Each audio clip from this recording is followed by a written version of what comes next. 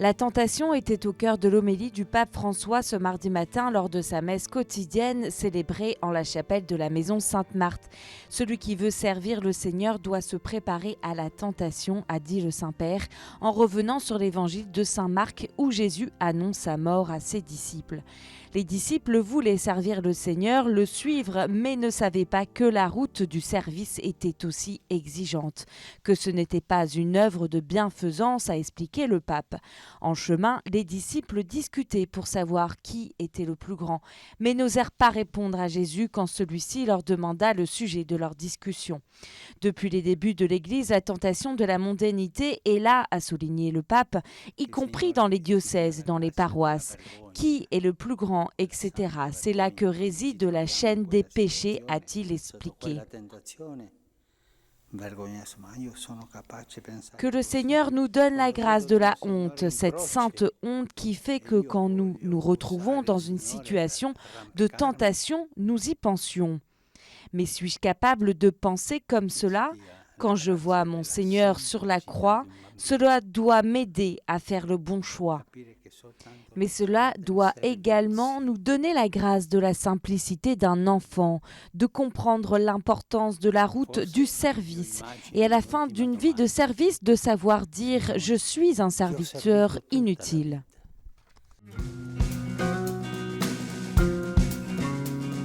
En nous laissant prendre par l'égoïsme, nous, êtres humains, nous avons gâché la création qui nous a été confiée par Dieu. Nous avons corrompu la création en la rendant esclave, soumise à notre fragilité. Mais même dans ce tableau désolant, le Seigneur ne nous laisse pas seuls. Il nous offre une nouvelle perspective de salut universel. C'est ce qu'a rappelé le pape François lors de la catéchèse de l'audience générale place Saint-Pierre sur le thème « Dans l'espérance, nous nous reconnaissons tous sauvés ». Lorsqu'il rompt la communion avec Dieu, l'homme perd sa beauté originelle et finit par détruire tout ce qu'il a autour. Pensons à l'eau, a ajouté le pape, qui nous donne la vie, mais nous la contaminons pour exploiter les minéraux. Ainsi, elle se salit et la création se détruit. L'orgueil humain détruit la création en l'exploitant.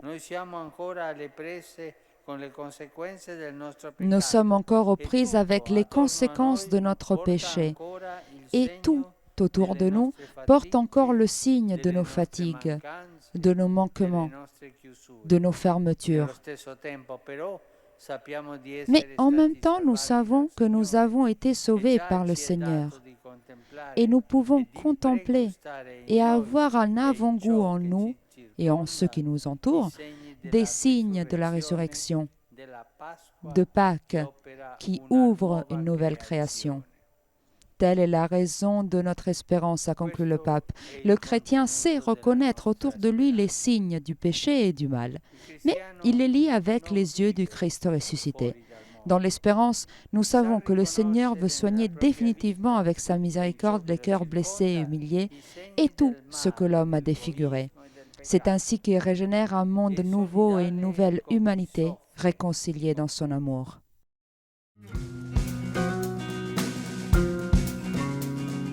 Jésus est très dur avec ceux qui font des scandales, avec ceux qui scandalisent les petits qui ont confiance dans le Seigneur. Donc, que ceux qui ont une double vie cachée ne remettent pas à plus tard la conversion.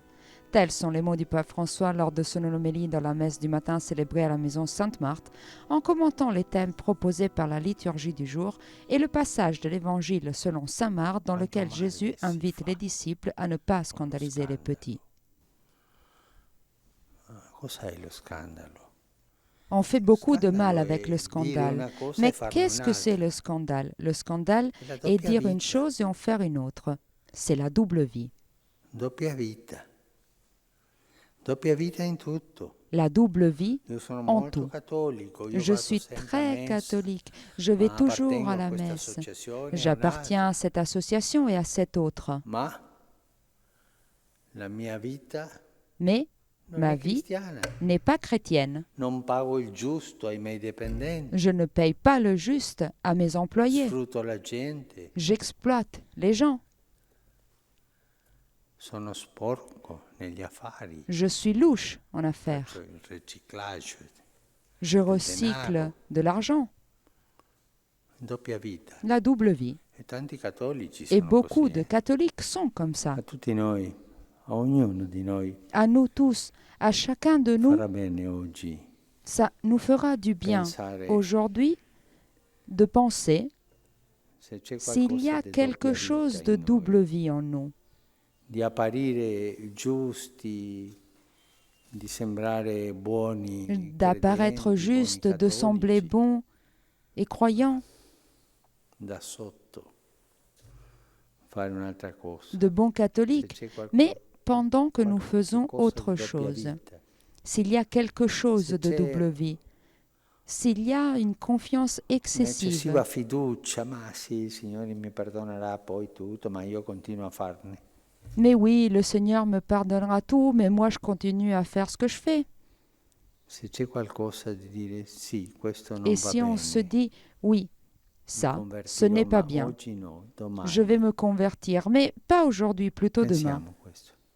Pensons à cela E approfittiamo della parola del Signore. et faisons un approfondissement de la Pensiamo parole che du Seigneur et Il Signore pensons in questo que le Seigneur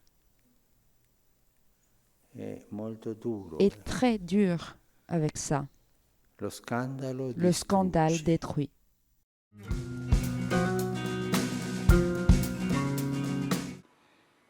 Ricordando che al di sopra di tutto c'è un Padre amoroso che non si dimentica mai dei suoi figli. Affidarsi a Lui non risolve magicamente i problemi, ma permette di affrontarli con Nul ne l'animo peut servir giusto. deux maîtres. Vous ne pouvez pas servir à la fois Dieu et l'argent. Ce dimanche 26 février, le pape appelle les catholiques à faire un choix clair, que l'évangile de ce jour indique avec précision. Il les invite à une attitude évangélique qui consiste à chercher d'abord le royaume de Dieu. En ce 8e dimanche du temps ordinaire, François souligne que ce passage de l'évangile de Matthieu est un fort rappel à s'en remettre à Dieu. Jésus nous exhorte avec insistance à ne pas se préoccuper de l'avenir. Le regard de Dieu, prompt et bienveillant, veille continuellement sur notre vie.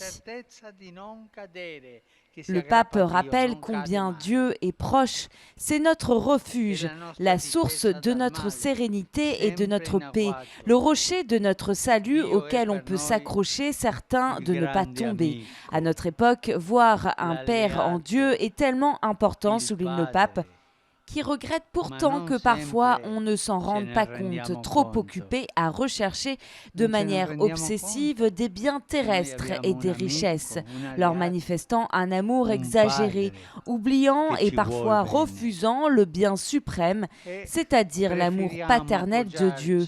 Or, Jésus le dit, cette recherche de possession est une illusion, un motif de malheur. A beni contingenti